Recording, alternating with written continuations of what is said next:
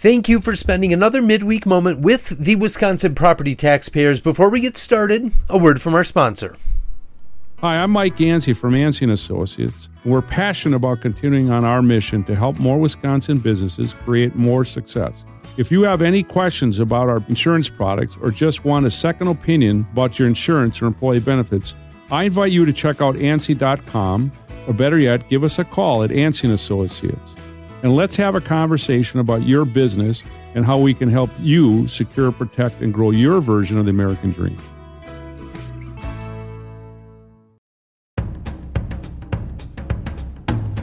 Well, hello. Glad you're here. I'm Paul Rozeski. Today is Wednesday, the 19th of February, 2025. Interestingly enough, it is Iwo Jima Day today, the day that the Battle of Iwo Jima began with the U.S. Armed Forces invading the island. It's one of those names that many have heard of, but know little about. What I learned is that some of the bloodiest fighting of the Pacific Theater in World War II took place at Iwo Jima. The United States had larger numbers of people and arms, as well as air supremacy, and Japan couldn't retreat or be reinforced. And it was about 70,000 Marines that fought in the battle compared to 21,000 Japanese forces. So, from the start, the U.S. expected victory in a matter of days, maybe a week, but it took 5 weeks to take the island. What the U.S. didn't anticipate was how long and how hard fought winning that battle was going to be. On the other hand, as we switch our perspective back to Wisconsin, the next major objective as a state is to pass the state budget. And I don't think there's anyone that is underestimating what kind of effort it's going to take to get this across the finish line, whether it gets there before the current budget expires or not. But the first domino has fallen with Governor Evers' proposal for a budget being released. It is game on, baby. So let's jump into some news together. And that is exactly where we will start. The governor's budget and his speech. He hit the highlights in his speech of what he wanted the voters to hear, starting with reminding everyone that he has called 2025 the year of the kid, and a bunch of his initiatives revolved around that, most of which we won't get to here. I'm sorry, but there's only so much time, and I doubt you want more than the highlight from a 762-page government budget. Since there's a lot of ceremony and pomp around speeches like this, I decided to go with a theme. I will cover the highlights with the theme of something old, something new, something borrowed, and something blue. We start with something old. There were a bunch of policies that keep coming up budget after budget after budget. Substantial increases in K-12 funding, increases in funding for the UW system, and actually not only that, but, quote, the biggest funding increase for the UW system in our state's history, unquote. Some don't end up happening, like expanding Badger Care and a request to legalize, regulate, and tax the sale of marijuana for recreational use. Some are policies that WPT supports, like rural road funding and agricultural road funding, and addressing PFAS in our water supply. The list goes on. Now let's go to something new. And what do you know? How about that? Governor Evers has proposed a 2-year property tax freeze. If municipalities or counties freeze their property taxes and do not have an increase, they will get the equivalent of 3% of their levy as a payment from the state. I love it.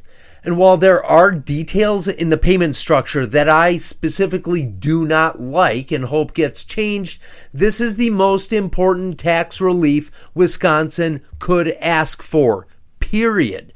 Income taxes and sales taxes are not out of control right now. It's property taxes. Another big bunch of new ideas this budget are around a massive overhaul and investment in the Wisconsin correctional system, things like body cams for guards, an ombudsman for reporting any sort of illegal activity, abuse, etc., closing and expanding of facilities. Really, a massive focus on a mismanaged and broken system. I think it's also needed. Wrapping up with something new is eliminating sales taxes on natural gas, electricity, and pharmaceuticals. We haven't seen that before.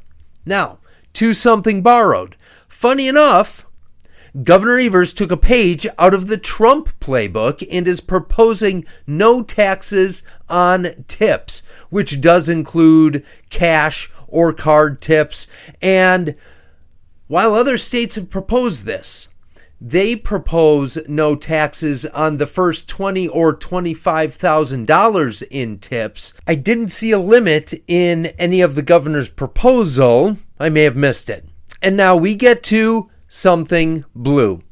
And critics of the budget will be quick to point out that they see this budget as clearly coming from a Democrat governor, since the proposal is creating a few new offices of state government, has some enormous tax increases, and if written as passed, will be a massive increase in the state budget. So let's break each of these three things down. Number one, in this budget, the second biggest budget increase is going to public instruction, aka K-12 schools, for $1.5 billion more dollars, which is a lot. But it isn't even the most. Governor Evers is proposing a $4 billion increase to health services, which happens most every year. It's related to covering the proposed increase in Badger Care because that's what's happened in previous budgets. So I'm assuming that's part of what's happening here. However, it's also probably having something to do with the new Healthcare Advocacy Office, which will be designed to be a source of consumer advocacy and, according to the governor, could have the power to audit health systems when issues or trends of denial of coverage happen. I assume this would be the Government of Consumer and Trade Protection, although I wonder why they aren't already doing this. It may be redundant. Maybe it's a department that simply needs to hire a person or two with a similar directive instead of needing a whole new government offshoot. Number two, enormous tax increases. Governor Evers has proposed adding an additional income tax bracket. This new top tax bracket would start at income over $1 million, and the rate would go from 7.65% to 9.85%, a jump of over 2%, and would immediately put Wisconsin as having the sixth highest income tax rate out of the 50 states. Only folks like California and New York and New Jersey are higher. Funny enough, part of the explanation for this brags that we'll still be lower than Minnesota and Democrat Tim Walz. He doesn't say that. I do.